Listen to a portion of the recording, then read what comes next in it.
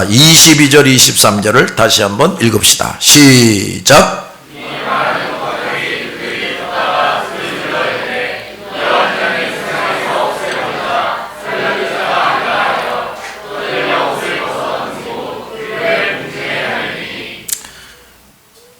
지금 이 말은 사도 바울이 그 예루살렘에 모인 그 모든 유대인들에게 이제 그 로마 군병에 의하여 이제 호송이 되는 가운데서 마지막 설교를 합니다. 그러면서 예수가 과연 그리스도다. 그런데 너희들이 그 예수를 죽였다. 이런 책망을 하게 돼요. 그러니까 이 사람들이 미쳐 날뛰면서 이제 하는 소리입니다. 자, 이 말하는 것까지 그들이 듣다가 소리를 질렀다 그랬습니다. 여기서 우리가 알 수 있는 것이 있습니다. 첫째, 그 유대인들은 바울에 대해서 오해하고 적대감을 가질 필요가 없다는 바울의 충분한 설명을 듣고서도 도무지 알아듣지 못했다는 겁니다. 알아듣지를 못했어요. 바울은 자기가 하나님을 만나게 된 일과 그 하나님이 바로 예수 그리스도이시라는 것, 그리고 자기가 왜 예수님을 믿게 되었으며 그로부터 어떤 사명을 받았는가를 자세히 설명했어요. 그리고 바울이 당시에 예루살렘에서 유대인에게 복음을 전하기를 열망했다. 그러므로 결코 유대인들을 저버리거나 무시하지 않고 변함없이 귀하게 여기고 사랑했다 하는 것도 충분히 말해 주었어요. 그러나 그들은 바울의 말을 도무지 이해하거나 받아들이지를 못했어요. 그 정도로 그들의 영혼은 어둡고 병들어 있었습니다. 성령에 의해서 영혼이 거듭나지 못한 사람은 아무리 아브라함의 자손이요 성경 지식이 많고 인격이 훌륭하고 성품과 생활이 훌륭할지라도 하나님과 복음을 결코 알 수가 없고 받아들일 수가 없어요. 그만큼 모든 사람들은 전적으로 부패하고 타락한 존재들입니다. 사람의 어떤 방법과 노력으로도 하나님과 복음을 스스로 깨닫고 믿을 수가 없어요. 두 번째, 그 유대인들이 그토록 광분하고 바울을 죽이려고 한 이유가 뭐냐? 첫째, 그들이 그동안 대적했던 예수가 그들이 그토록 섬겨왔던 하나님이시라는 사실을 도저히 받아들일 수 없었기 때문이에요. 다메섹 도상에서 태양보다 강렬한 빛 가운데 바울이 하나님을 만났습니다. 그 하나님으로부터 내가 바로 너와 유대인들이 그토록 미워하던 나사렛 예수다 하고 그걸 듣고 증언한 바울의 말은 그들에게 하늘이 무너지는 것과 같은 말이 아닐 수가 없었어요. 그들이 바로 그 예수 그리스도를 죽였어요. 그러니 너희가 죽인 그 예수가 바로 너희가 섬기는 하나님이시고 기다렸던 메시아다 하는 이런 바울의 말은 그야말로 기절초풍할 말이 아닐 수가 없었단 말이에요. 그야말로 미치고 환장할 정도가 된 겁니다. 그래서 미쳐 날뛰게 되는 거예요. 두 번째, 그들은 이방인들도 예수 메시아를 믿고 하나님의 자녀가 된다는 말을 결코 받아들일 수가 없었어요. 그들은 유대인만이 하나님의 선민이고 하나님의 자녀라고 믿고 있었고, 이방인들은, 그러니까 우리 같은, 우린 다 이방인이에요. 이스라엘 사람들이 아니란 말이에요. 이런 이방인들은 천대시했어요. 그런데 자기들이 기다리고 열망하던 메시아가 그 이방인들을 위해서도 오셨다. 그들도 하나님의 백성이 될 수 있다. 더욱이 바울이 유대인들에게 그 메시아를 전하려 했더니 그 메시아는 유대인들이 받아들이지 않을 것이다 하시면서 속히 이방인들에게 가라. 내가 너를 이방인에게로 보내리라 하셨나니 그들은 메시아로부터 도외시되었다는 사실을 알고 광분하게 되는 겁니다. 이제 유대인들에게서 떠나가라. 이방인들에게 이제 전해라. 그러니까 이제 우리 유대인들은 이제 제껴졌구나. 아주 그냥 신경질이 나게 된 거예요.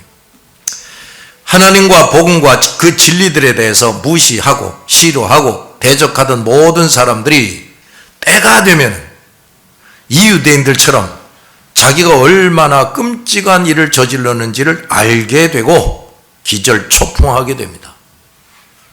그리고 자신은 이미 하나님으로부터 도외시되고 버림받았다는 것을 알 때가 와요. 그러므로 모든 사람들은 아직 자기 앞에 전도자가 와서 하나님과 복음과 진리를 전해줄 때, 즉 아직 하나님께서 자기에게 손을 내밀고 계실 때 미루지 말고 그 손을 잡고 그 말을 들어야 합니다.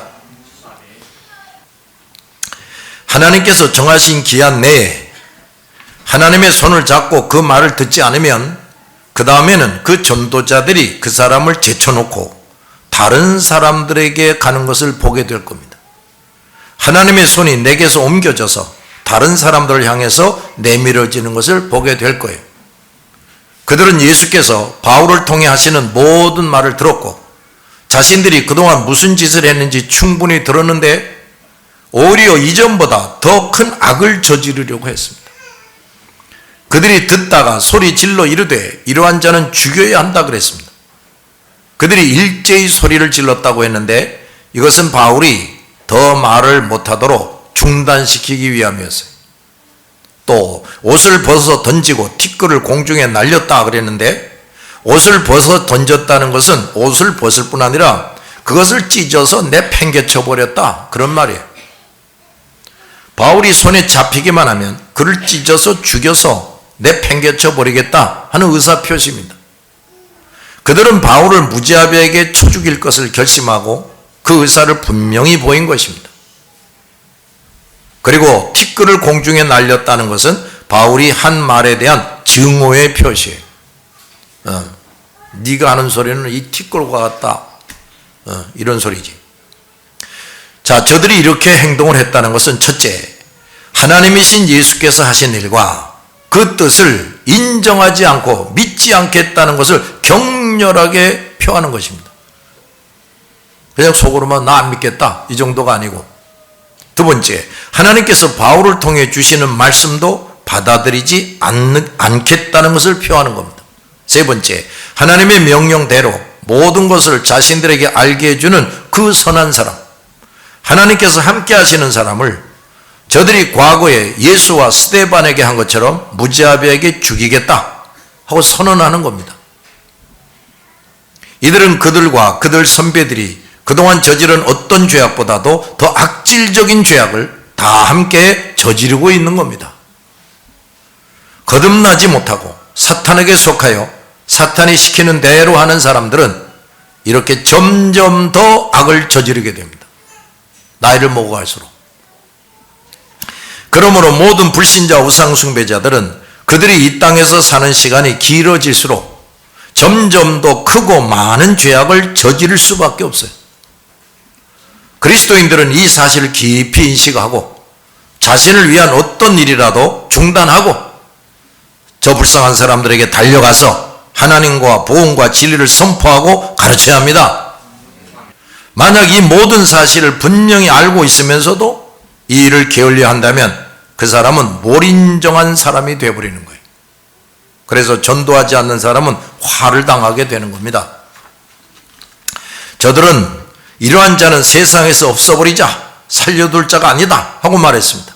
자, 이 말에서 또 우리가 알 것은 첫째, 거듭나지 못한 사람, 성령의 도우심을 받지 못한 사람들은 진리와 진실과 의인을 대할수록 더 미워하고 대적한다는 겁니다.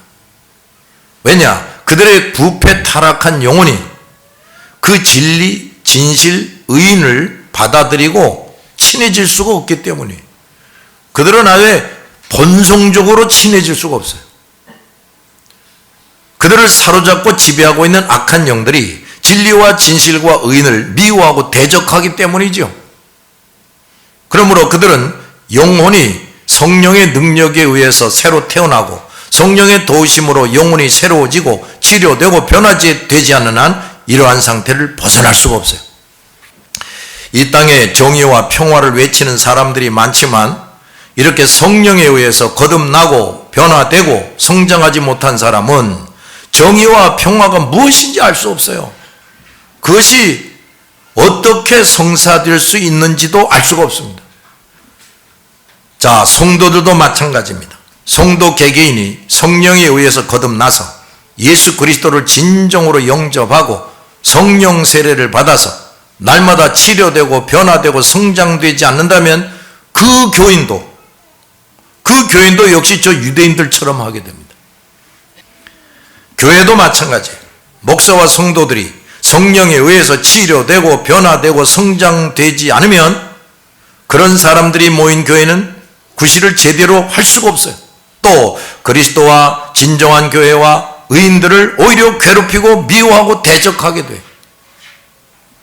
두 번째, 불경건한 사람일수록 의인을 미워하고 대적하게 된다는 사실이에요. 바울 앞에 있는 유대인들은 과거 어느 때보다도 불의하고 불경건한 사람들이 되어 있었어요. 저들 중에는 과거에도 바울을 따라다니며 예수 믿는 사람들을 미워하고 대적하는 사람들이 있었어요. 그러나 바울을 죽이려고는 하지 않던 사람들이 더 불경건한 사람이 됨에 따라서 당시 가장 경건한 사람이자 의인인 바울을 무자비하게 죽이려고 했다고 말해요. 세상 사람들은 시간이 지날수록 점점 더 불경건해집니다. 왜냐? 오랜 시간에 걸쳐서 부패 타락한 사람들의 영향을 받아서 사람들의 심성이 점점 부패 타락해지기 때문이지. 또 그 오랜 시간에 걸쳐서 이 세상에서 활동하는 사탄과 악령들이 절대 다수인 자기 사람들을 그렇게 만들고 사회의 전 영역을 그렇게 만들기 때문이에요. 이런 현상은 앞으로 점점 더 심해지게 될 겁니다.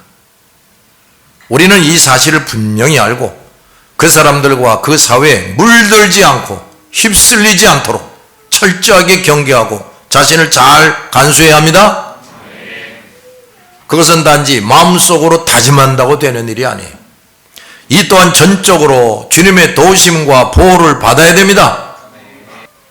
또 우리 자신이 하루도 거르지 않고 말씀과 기도로 우리 영혼을 깨우고 열심히 치료하고 성장시키고 무장해야 돼요. 교회와 목사와 교회 지도자들은 이 사실을 명심하고 성도들이 날마다 말씀과 기도로서 그 영혼을 깨우고 치료하고 성장하고 무장하도록 하는 일을 잘해야 됩니다. 따라서 성도들이 이런 일을 위해서 날마다 모이기를 힘쓰게 해야 돼요. 이런 중요한 일을 소홀히 하고 건물과 사람들의 숫자를 늘리는 일에 몰두해서는 안 됩니다. 세 번째, 사람의 평가와 하나님의 평가는 다르다 하는 겁니다. 그 유대인들은 바울을 통해서 모든 사실을 충분히 들었습니다. 그런데 저들은 하나님을 만나고 하나님의 음성을 듣고 명령을 받고 하나님의 능력으로 신령한 일을 하는 바울을 죽여 없애버릴 사람이라고 단정했단 말이에요. 세상에서 가장 인정하고 존경해야 할 사람을 가장 악한 자로 여긴 겁니다. 전적으로 부패 타락한 사람들, 거듭나지 못한 사람들은 그들이 아무리 심사숙고하고 의논을 해도 그 부패한 영혼에 의해서 할 뿐이므로 그들의 생각과 판단과 결정은 하나님의 것과는 아주 다르고 정반대의 경우가 대부분일 수밖에 없어요. 그런데 교회 안에 있는 사람들 중에서도 이런 사람들이 얼마든지 있다고 말해요.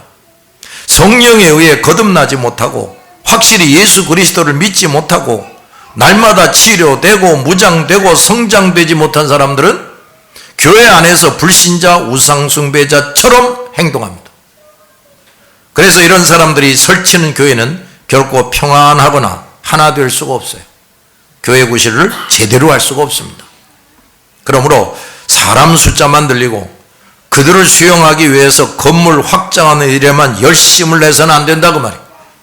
교회 안에 들어온 사람들을 치료하고 변화되고 성숙한 그리스도인으로 세우지 못하면 다 이런 교회 아닌 교회가 되는 거예요. 그러니까 목사들은 목숨을 걸고 교회 안에 들어온 사람들을 신자다운 신자로 만들어야 돼. 목숨을 걸고. 이런 교회와 교인들이 하나님의 영광을 가리고 자기도 안 들어가고 남도 못 들어가게 합니다. 그것은 불신자 우상숭배자들이 저지르는 죄악보다 더 큰 죄악이 돼. 네 번째, 악인들이 점점 많아지면서 그들은 의인들을 끊임없이 괴롭히고 이 땅에서 제거하기를 힘쓴다는 겁니다. 경건한 사람들, 의인들은 그렇지 않은 사람들에 의해서 끊임없이 핍박을 당하고 심지어 죽임을 당해요.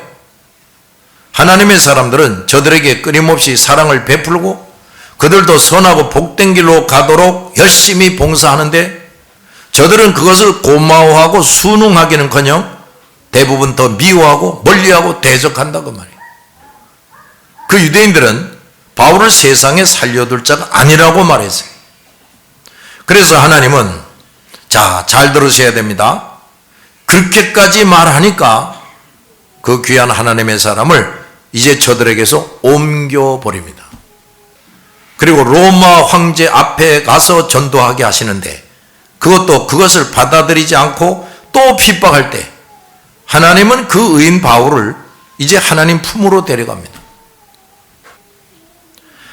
하나님은 의인들이 사람들에 의해서 지나치게 어려움을 당하지 않게 하시려고 때가 되면 이 세상에서 의인들을 불러가십니다.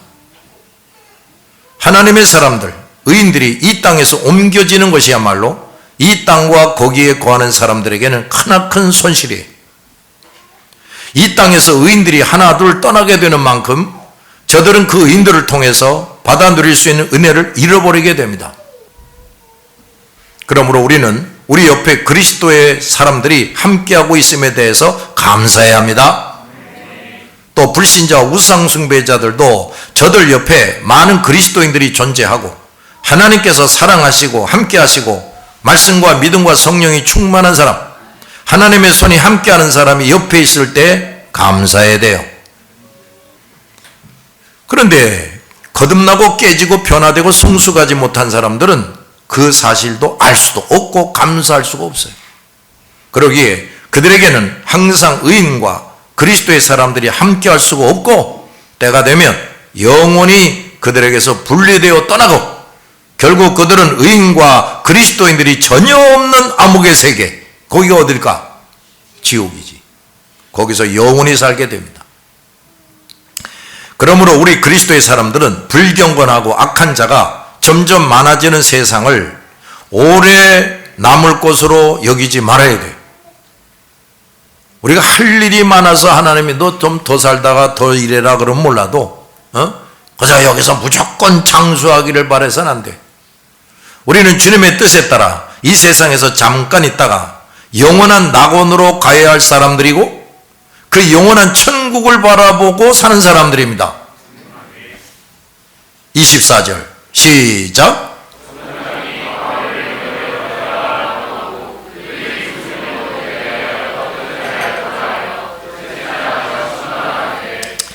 천부장이 바울을 영내로 데려가라고 명령했다 그랬습니다.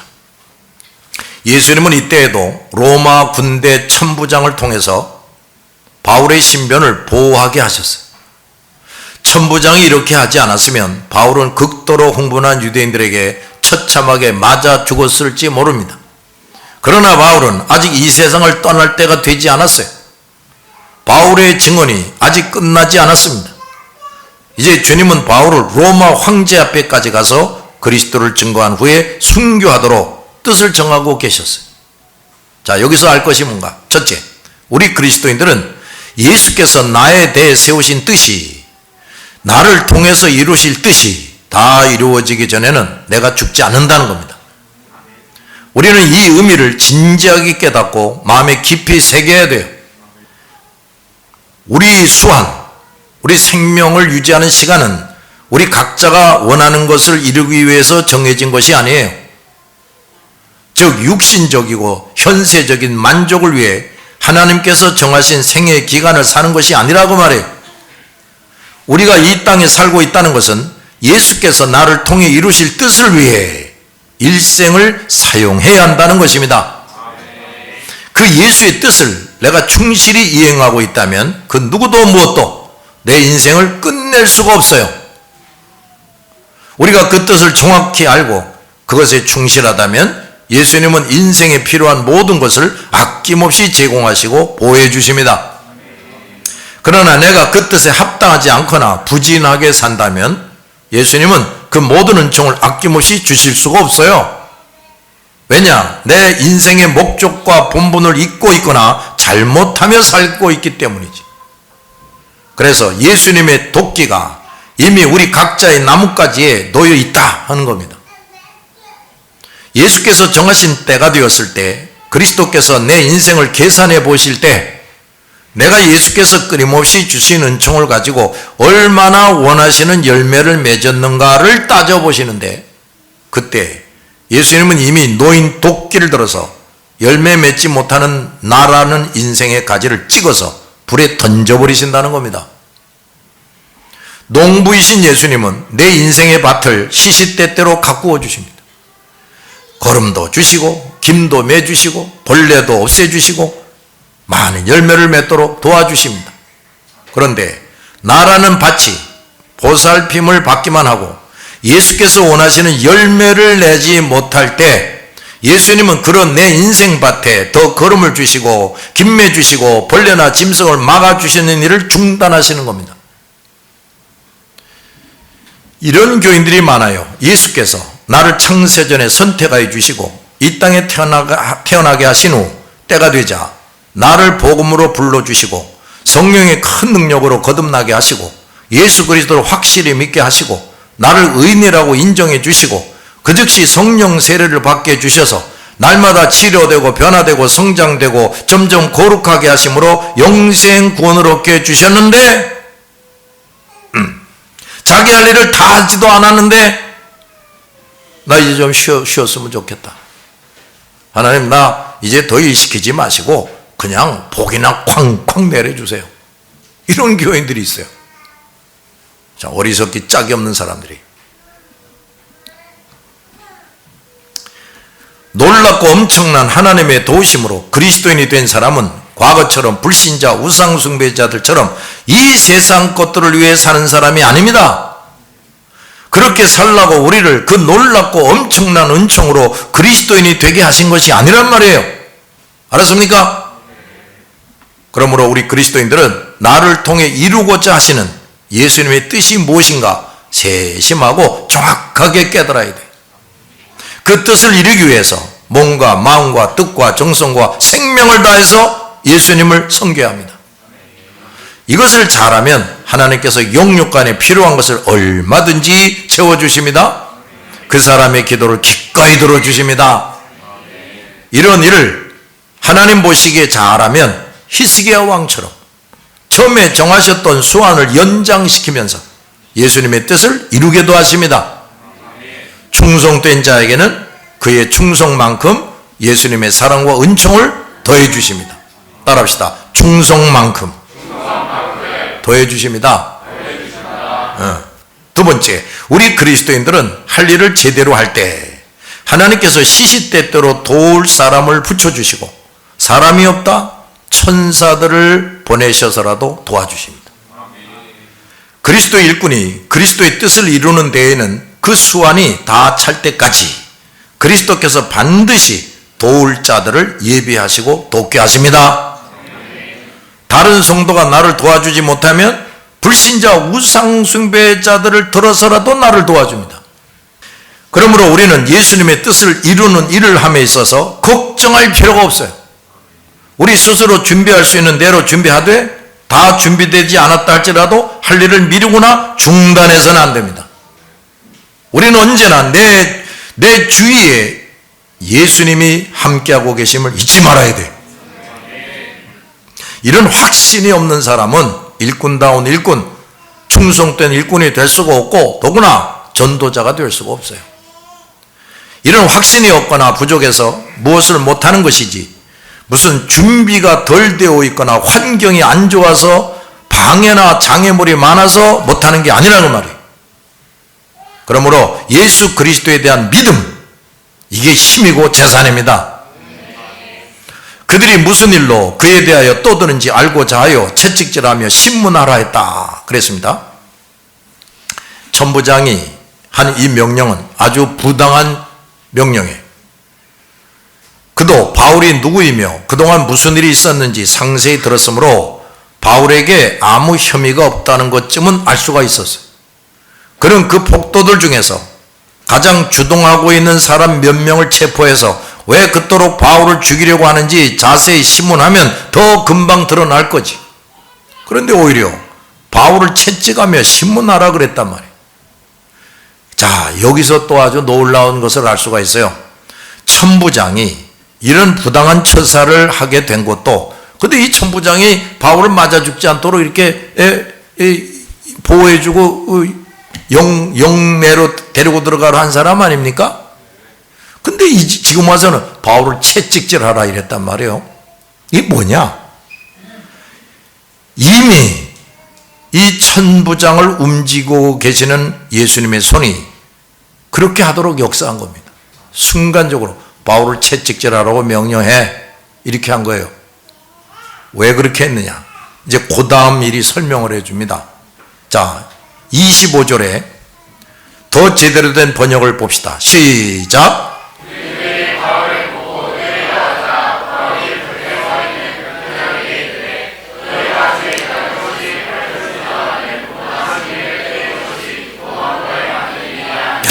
자, 여기서 우리가 알아야 될 것이 있어요. 첫째, 예수님은 천부장의 부당한 처사를 허용하셨어요. 그런데 바울의 입을 통해서 그 행위를 중단시키게 할 뿐 아니라 바울의 최고의 사명인 로마 황제까지 가서 안전하게 복음을 전하도록 돕게 하셨다, 이런 말이에요. 바울은 지금까지 여기저기에서 수없이 부당한 매를 맞았습니다. 그러나 그동안은 빌립보를 제외하고는 자기가 로마 시민이라는 것을 밝히지 않다가 이때 비로소 확실하게 밝힙니다. 이것도 바울이 위기를 모면하려고 자신의 의지로 그렇게 한 것이 아니라 성령의 지시와 인도를 받고 하는 겁니다. 바울이 마지막으로 예루살렘에게 들어간 것은 예루살렘 각처에 흩어져 있던 유대인들이 모두 모인 자리에서 복음을 전하기 위함이었어요. 예루살렘에서 로마 군대의 포로가 되어 신변 보호를 받으며 안전하게 로마로 가기 위함이었어요. 자, 이 첫 번째 목적이 달성했으므로 이제 두 번째 목적을 위해서 나가게 하신 겁니다. 두 번째, 예수님은 이 목적을 이루기 위해서 사전에 바울이 로마 시민권을 가진 사람으로 준비시켰다는 겁니다. 사전에. 바울이 로마 시민권을 가지고 있었기 때문에 최종 재판을 로마 황제에게 요청할 수가 있었어요. 응? 바로 바울의 그 권리를 사용해서 예수님은 바울로 하여금 로마에 가서 전도할 수 있게 하신 겁니다. 바울의 출생과 학벌 그리고 시민권을 가진 것까지 복음 전파를 위한 예수님의 계획하심이 있었던 겁니다. 하나님께서 우리에게 무엇을 주셨든지 그 모든 것은 하나님의 나라를 위해서 봉사하기 위함이에요. 우리 하나님은 하나님의 자녀와 일꾼이 된 우리의 모든 것을 소중하게 여기시고 계획해서 주신 겁니다. 소중하게 계획해서 주신 거예요.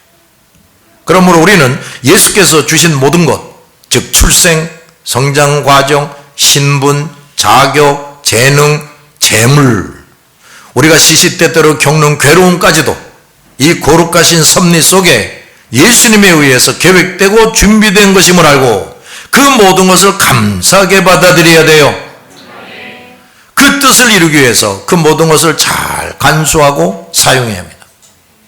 결코 그 무엇도 우리는 주님께 섭섭해하거나 불만스럽게 여기지 말아야 됩니다.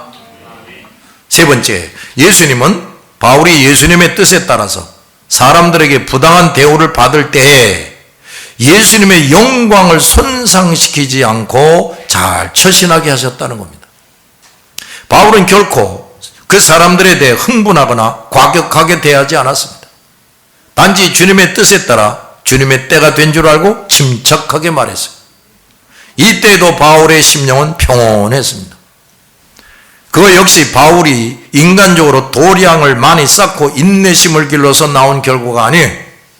그는 말씀과 믿음과 성령이 충만한 사람이었고 순간마다 무엇을 어떻게 해야 할지, 무슨 말을 해야 할지 다 같이 성령에 의해서 세심한 지시와 인도를 받는 사람, 이런 사람이었기 때문에 완벽하게 처신할 수가 있었다고 말이에요. 네 번째, 예수님은 바울이 예수님의 뜻과 영광을 훼손되게 하지 않는 한 법률의 보호도 받을 수 있게 하셨다는 겁니다. 당시 로마는 상당한 수준의 법을 가지고 있었어요. 어느 재판관이든지 죄인 자신에 대한 증언을 들어보지 않거나 사건의 전말을 충분히 파악함이 없이 로마의 자유인, 로마의 시민권을 가진 사람을 때리거나 벌을 줄 수 없는 법이 있었어요. 만약 재판관이 이 일을 잘못했다면 그는 로마인의 자유에 대한 강한 애착을 가지고 있는 로마 사람들에게 심판을 받게 돼 있어요. 따라서 로마 시민은 잘못에 대한 증거도 없이 부당한 대우를 받지 않을 권리가 있었어요. 바울은 이런 로마법을 잘 알고 있었으므로 자기를 묶고 때리려고 할 때 그 지휘자인 백부장에게 조용히 말을 합니다. 너희가 죄 있는 것이 밝혀지지도 않은 로마 시민을 때리는 것이 로마법에 맞는 일이냐? 바울의 이 말은 천부장이요 또 백부장인 고위 로마 시민권자조차 법을 잘 모르고 집행하는 무지를 점잖게 깨우쳐주는 것이 되기도 했습니다. 따라서 그들이 법을 집행하는 사람들로서 앞으로도 잘못 집행하여 억울한 시민이 없게 돕는 것을 또 돕는 일을 합니다. 그리고 하나님의 사람으로서 하나님의 영광이 손상되지 않는 한 법적인 부당한 대우를 면할 수 있도록 지혜롭게 처신하는 겁니다. 우리 그리스도인들도 정당한 법의 보호를 받을 수가 있어요. 다만 세상의 법과 천국의 법이 모두 일치하지 않습니다. 그만큼 우리 그리스도인들은 부당한 법에 의해서 부당한 대우를 받는 일이 얼마든지 있을 수가 있어요. 그러므로 우리 그리스도인들은 언제나 하나님의 법인 성경부터 잘 알고 있어야 되고 세상의 법이 하나님의 법에 벗어나지 않는 한 세상의 법도 잘 지켜야 됩니다. 그러나 그렇지 않다면 우리는 하나님의 법을 먼저 지키느라고 세상의 법을 어겨 부당한 대우를 받는 일도 얼마든지 있다는 것도 알아야 됩니다. 그래서 하나님의 법을 어기지 않도록 자신을 잘 가다듬고 성숙시켜야 됩니다. 조상 대대로 여호와 하나님을 섬겼다는 유대인들도 하나님의 말씀을 잘 알지 못하고 법과 제도를 만들어서 그리스도인들과 전도자들을 극심하게 핍박했습니다. 그래서 많은 그리스도인들이 유대인들에 의해서 큰 고통을 받고 희생되기도 했어요. 이 세상에는 끝날까지 하나님의 법이 아닌 사람들이 만든 법에 의해서 우리 그리스도인들이 핍박을 받는 일이 끊이지 않을 것입니다. 그러므로 우리 모든 그리스도인들, 특히 하나님의 일꾼들은 그 모든 것을 이기고 끝까지 견디는 준비를 잘해야 돼요. 아셨습니까? 기도합시다.